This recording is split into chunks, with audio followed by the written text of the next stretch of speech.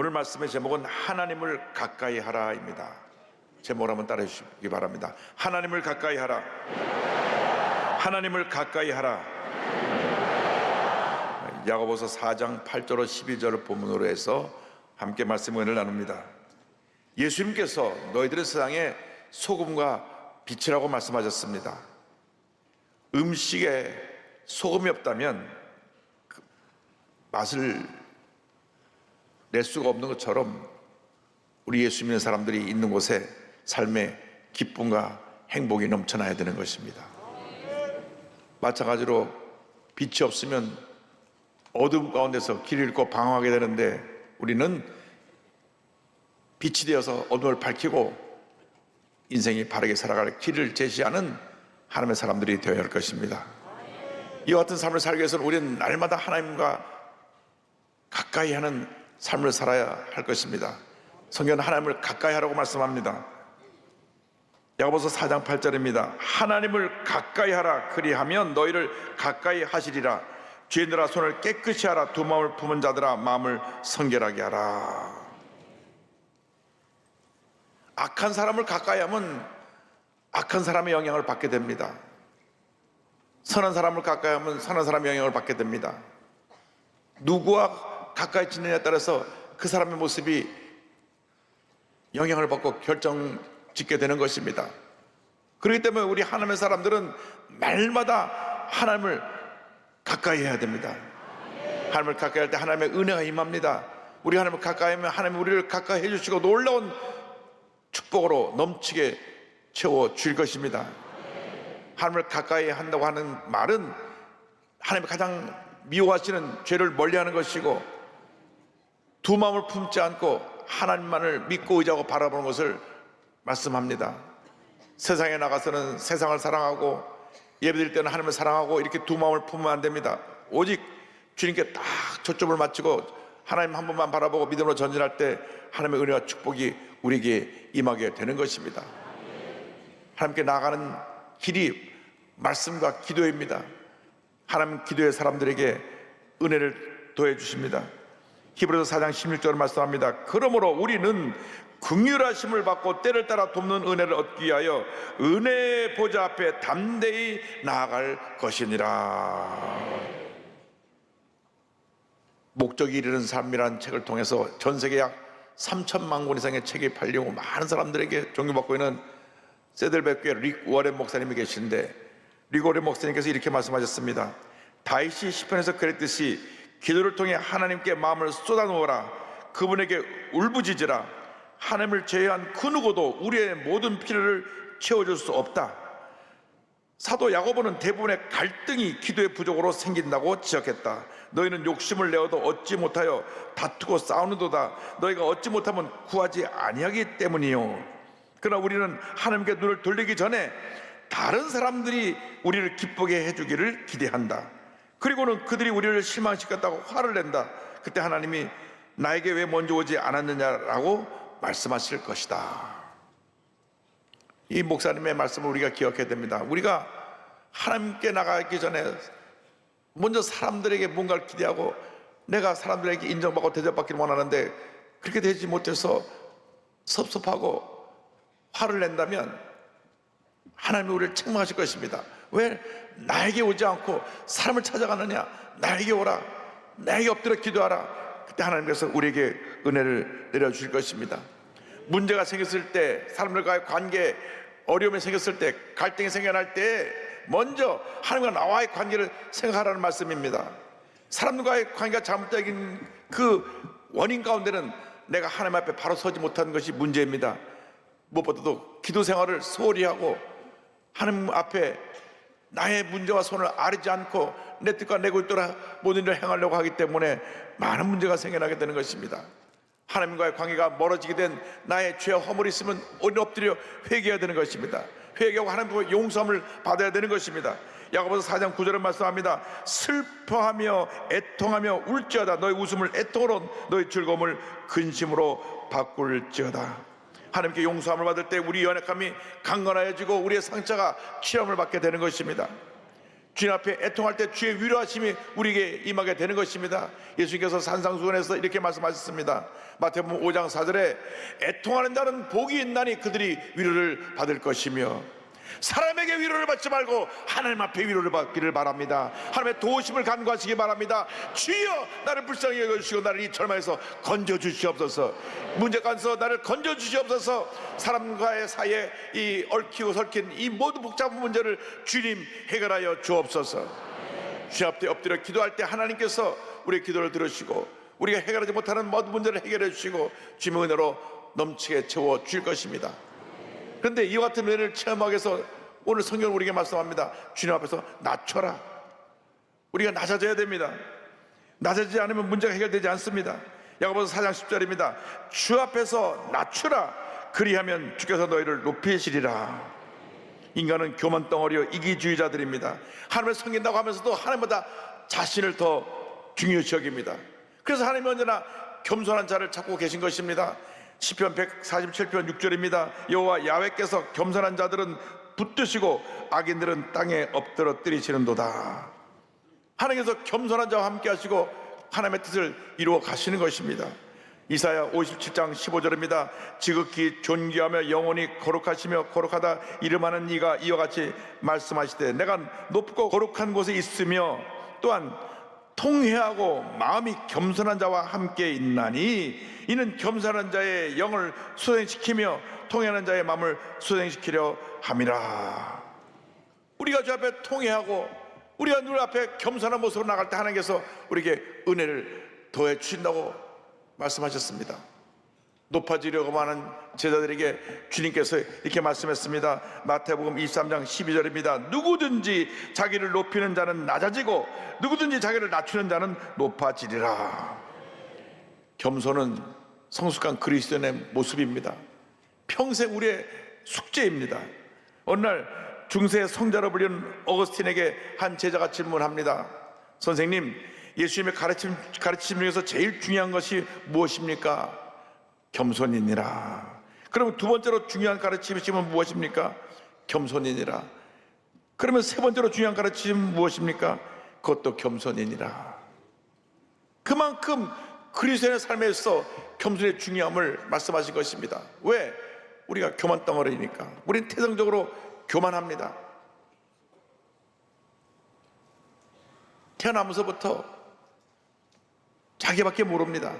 자기가 우주의 중심이고 모든 걸 자기에게 다 맞춰야 그것이 마음이 편합니다. 신앙생활 하면서도 전혀 바뀌지 않았습니다. 늘 교만이 우리 마음속에 자리 잡고 있어서 내가 이 내가 때문에 나 자신이 붙잡혀서 사는 것입니다. 시험을 들었다, 상처받았다, 그 내용을 가만히 들여다보면 내가 인정받지 못했다, 내가 무시당했다는 그 내용입니다. 여러분, 주님이 알아주시면 되고 주님이 존귀 여겨주시면 되는 것이지 내가 해서 그것이 절대로 우리에게 하나님의 축복이 오지 않는 것입니다. 기독교 신앙은 철저히 자기를 부인하는 신앙입니다. 그 신앙의 출발점입니다. 나는 아무것도 아닙니다. 이건 신앙의 출발점인데 이 출발부터 우리가 잘못되었습니다. 내가 이렇게 하다 보니까 자꾸 사람들하고 부딪히고 문제도 생겨나게 되고 갈등이 생겨나게 되고 어려움에 빠지게 되는 것입니다. 우리는 주 앞에 고백해야 됩니다. 나는 아무것도 아닙니다. 나는 아무것도 아닙니다. 제가 고등학교 다닐 때 우리 반에 같은 학우였던 홍문종이라고 하는 친구가 있는데 제가 1학년 6반 반장이었습니다. 그런데 이분이 국회의원을 하다가 지금 교도소에 들어가 있어요. 그래서 제가 교도소에 가서 기도해드리니까 저한테 그런 얘기를 하더라고요. 내가 여기 오기 전까지는 내가 한 높은 줄 모르고 내가 혼자 다 잘난 줄 알고 내가 그 의정부에선 아버지의 대를 이어서 나오기만 하면 국회의원 되고 뭐가 하나 부족한 거 없었는데 여기 들어와 보니까 내가 아무것도 아닌 것을 깨닫게 되었다. 처음에 들어서 그냥 죽고만 싶더랍니다. 국회의원으로 그냥 의정부에서 가장 영향력 있는 사람을 지내다가 하루아침에 내가 무슨 죄를 지었는지도 모르는데 여기 들어와 갖고 4년 넘게 언도를 받아서 정말 그 절망의 말로 표현할 수 없다고 말합니다. 그런데 시간이 지나가면서 나는 아무것도 아니구나, 은혜를 깨닫게 된 것입니다. 내가 성경을 와서 2번이나 읽고 내가 주님을 많이 체험해서 이제 내가 여기서 나가면 정말 하나님 영광에 살아야 되겠다고 결심했다는 간증을 했습니다. 하나님께서 강제적으로 낮춰주시니까 그렇게 큰 은혜가 임하게 만들어 주신 것입니다. 여러분, 한 배 낮아지면 하나님이 우리를 높여주십니다. 예수님께서 십자가 달리시기 위해서 예루살렘 성으로 이제 올라가시는데 제자들이 자리 다툼하고 있는 거예요. 그래서 야고보 요한의 어머니는 와서 치마 바람을 일으켜서 예루살렘에 들어가셔서 높아지시면 제 아들을 하나는 우편에 하나는 좌편에, 우리나라 조선시대로 말하면 우의정 좌의정 그 자리에 좀 앉혀주십시오. 성경을 보니까 제자들이 분개하고 길거리에서 싸웠습니다. 아니, 예수님은 십자가 지시러 예루살렘으로 올라가시는데 제자들은 자리 다툼하고 있어요. 너무나 예수님 마음이 미어졌습니다. 그래서 예수님께서 마지막으로 저들에게 가르쳐 주신 가르침이 겸손입니다. 그래서 말로 100번도 못 알아들으니까 당시 하인들이 주인이 오면은 무릎 꿇고 대야를 놓고 주인 발을 씻었는데 예수님이 직접 대를 가져다가 놓고 무릎을 꿇고 제자들 발을 씻으신 것입니다. 깜짝 놀랐습니다. 왜 그러십니까? 왜 그러십니까? 그때 주님 말씀하셨습니다. 요한복음 13장 14절 15절입니다. 내가 주와 또는 선생이 되어 너희 발을 씻었으니 너희도 서로 발을 씻어주는 것이 옳으니라. 내가 너희에게 행한 것 같이 너희도 행하게 하려 하여 본을 보였노라. 겸손은 우리를 하나님께 귀하게 쓰임받는 일꾼으로 변화시키는 축복의 도구입니다. 잠언서 18장 12절은 말씀합니다. 사람의 마음에 교만은 멸망의 선봉이요 겸손은 존귀의 길잡이니라. 예루살렘 교회 지도자였던 야고보가 성도들에게, 특별히 그 리더들에게 이와 같이 권면합니다. 야고보 4장 10절입니다. 주 앞에서 낮추라. 그리하면 주께서 너희를 높이시리라. 너희가 낮아져서 나아가 서로 비방하지 말고 사랑으로 하나 되라고 권면합니다. 서로 비방하지 말라고 하는 것입니다. 야고보 선생님이 보니까 교회 내 가장 큰 문제가 뭐냐? 서로 비방하는 것입니다. 그래서 야고보 4장 11절에 이렇게 권면합니다. 형제들아, 이 형제들아라는 말은 믿는 그리스도인들입니다. 서로 비방하지 말라. 형제를 비방하는 자나 형제를 판단하는 자는 곧 율법을 비방하고 율법을 판단하는 것이라. 내가 만일 율법을 판단하면 율법의 준행자가 아니요 재판관이로다. 믿는 사람들끼리 비방하고 판단하고 물고 뜯으면 안 된다. 왜? 재판관은 하나님이신데 너희들이 물고 뜯으면 너희들이 하나님의 이치를 대신하는 것이라고 책망하고 있는 것입니다. 하나님께서 하나님의 백성들에게 주신 것은, 하나님의 명령은, 율법은 서로 사랑하라고 하는 것입니다. 레위기 19장 18절입니다. 원수를 갚지 말며 동포를 원망하지 말며 내 이웃 사랑하기를 내 자신과 같이 하라. 나는 여호와니라. 우리가 이웃을 사랑하지 않고 우리가 비방하고 다투면 율법을 어기는 것이 됩니다. 하나님 명령을 불순종하는 것이 되는 것입니다. 예수님께 하루는 율법을 잘 알고 있는 한 사람이 와서 물었습니다. 지금 우리가 613계명에 되는 많은 계명을 지키고 있는데 어느 계명이 가장 큰 계명입니까? 그때 주님 말씀하십니다. 마태복음 22장 30절로 40절입니다. 예수께서 이르시되 내 마음을 다하고 목숨을 다하고 뜻을 다하여 주 너희 하나님을 사랑하라 하셨으니 이것이 크고 첫째 되는 계명이요 둘째도 그와 같으니 내 이웃을 내 자신같이 사랑하라 하셨으니 이 두 계명이 온 율법과 선자의 강령이니라. 대한민국을 망하게 하는 골적인 병이 바로 편가르기와 패싸움인 것입니다. 끝없는 비방전인 것입니다. 물고 뜯고 끊임없는 비방과 고소와 고발이 끝이 않는 것이 이 대한민국을 망하게 하고 있습니다. 우리 옆에 저 큰 집, 저 국회는 회개해야 됩니다. 우리들이 국민을 잘 섬기라고 뽑아줬는데 저렇게 물고 뜯고 싸우고 있으니 지금 경제는 정말 곤두박질해서 너무나 민생 사회가 힘들고 어렵고 지금 이 폭염에 많은 사람들이 고통을 당하고 있고 또 홍수가 나고 여러 가지로 지금 해결해야 될 문제가 많은데 이 문제는 전혀 해결하지 않은 채로 그냥 싸우고만 있으니 이 얼마나 큰 문제입니까? 여러분, 여자가 임신해서 36주 되면 아이가 다 큰 겁니다. 36주 되면 그냥 꺼내놓아도 애가 삽니다. 그런데 그걸 낙태해서 죽였습니다. 그걸 영상으로 찍어서 내보냈습니다. 그런데 국회에서 낙태에 대한 법을 제정하지 못해가지고 처벌을 어떻게 해야 될지 고민 중에 있어요. 지금 살인죄로 고발을 하긴 했지만은 지금 우리가 정신을 차려야 됩니다. 우리 대한민국이 다시 일어나야 됩니다. 우리 예수 믿는 사람들이 다시 일어나야 되는 것입니다. 기독교 신앙으로 하나 되어야 되는 것입니다. 우리가 믿는 사람들에게 비방하고 판단하고 싸우러 부른 것이 아니라 사랑하고 용서하라고 우리를 부르신 것입니다. 이웃사랑의 기준은 내 자신을 사랑하는 것처럼 우리 이웃을 사랑하라고 하는 것입니다. 대부분의 신앙인들이 이 하나님의 명령을 제대로 지키지 못하기 때문에 문제가 많이 생겨나는 것입니다. 말씀대로 우리가 사랑하게 되기를 바랍니다. 내 이웃을, 우리 형제 자매를 나처럼 사랑할 수 있게 되기를 바랍니다. 함부로 재판장에 대해서 남을 판단하지 말고 사랑하고 용서하며 살아갈 수 있게 되기를 바랍니다.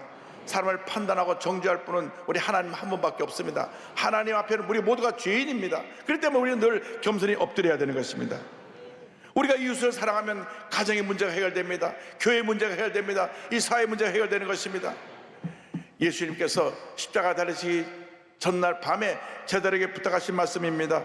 요한복음 13장 34절 35절입니다. 새 계명을 너에게 주노니 서로 사랑하라. 내가 너희를 사랑한 것 같이 너희도 서로 사랑하라. 너희가 서로 사랑하면 이로써 모든 사람이 너희가 내 제자인 줄 알리라. 서로 사랑하고 화목하고 용서하며 살아가는 여러분 모두가 되기를 바랍니다. 우리가 아멘하고 그렇게 살아야 된다 결심하면서도 실제로 내 앞에 그런 일이 닥쳤을 때 행하기는 참 쉬운 일은 아닙니다. 누가 나를 욕하고 피해를 입혔을 때 용서한다는 것은 참 쉬운 일이 아닙니다. 그런데 자기 아들을 죽인 범인들을 용서한 귀한 장로님이 계십니다. 1958년 4월 25일 금요일 밤 9시경에 펜실베니아 대학 주변 해밀턴 거리 36가에서 살인사건이 일어납니다. 당시 한국 유학생인 오인호 씨, 26살 된 오인호 형제가 흑인 청소년 불량배들에 의해서 살해됩니다. 11명의 청소년 불량배들이 날카로운 처사가 달린 흉기로 머리를 내리치고 콜라병을 깨뜨려 온몸을 찔렀습니다. 그 자리에 쓰러지고 병원에 실려갔지만 곧 숨을 거뒀습니다. 왜 오인호 형제를 죽였느냐? 이 청소년들이 댄스 파티를 가는데 입장료가 35센트인데 35센트를 이 사람에게 뺏기 위해서 무참하게 찔러 죽인 것입니다. 언론들이 대서특별했습니다. 35센트 때문에 사람을 죽인 범인들의 잔혹함에 대해서 분노했습니다. 뉴스에 났습니다. 이 청소년들이 35센트 뺏으려고 사람을 죽인 것입니다. 재판에 참석했던 모든 배심원도 극형에 처할 것을 명했습니다. 결정을 하고 또 이 오형제 장례식에 참여한 필라델피아 시장도 눈물을 흘리며 말을 잇지 못했습니다. 그런데 재판이 진행되는 도중에 필라델피아 시장에게 편지가 왔습니다. 이 오형제 아버지인 오기병 장로님이 한국에서 보낸 편지입니다. 오기병 장로님은 자신의 집을 바쳐 영도교회를 건축할 만큼 독실한 믿음의 소유자였습니다. 연탄 보일러를 발명해서 기업에서 성공한 기업인이었습니다. 그런데 아들을 죽인 범인들에게 최대한 관대한 판결을 내려줄 것과 그 범인들이 앞으로 사회에 나서 정착할 수 있도록 가족들이 모은 돈 500불을 보내기로 했다고 하는 내용입니다. 이런 편지가 들어있었습니다. 하나님이 우리의 슬픔을 기독교적 소망으로 승화시켜 준 데 감사합니다. 나의 사랑하는 아들은 이미 천국에 갔습니다. 아들을 잃어버린 슬픔은 말로 표현할 수 없이 아픕니다. 그러나 우리들의 슬픔을 하나님께서 위로해 주셨고 소망을 주셨습니다. 우리 부부는 범행한 청소년들을 용서하기로 결정했습니다. 구원받지 못한 영혼을 위해서, 또한 절망 가운데 있을 저들의 부모들의 마음을 봐서라도 무죄로 석방해 주시기를 탄원합니다.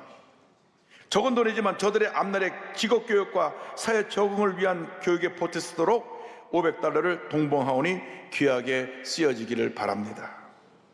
이 장로님의 편지가 할렐루야, 온 미국 사회에 큰 충격과 감동을 주었습니다. 당시 언론들은 악을 손으로 갚다, To return good for evil이라고 하는 제목으로 대서특필했습니다.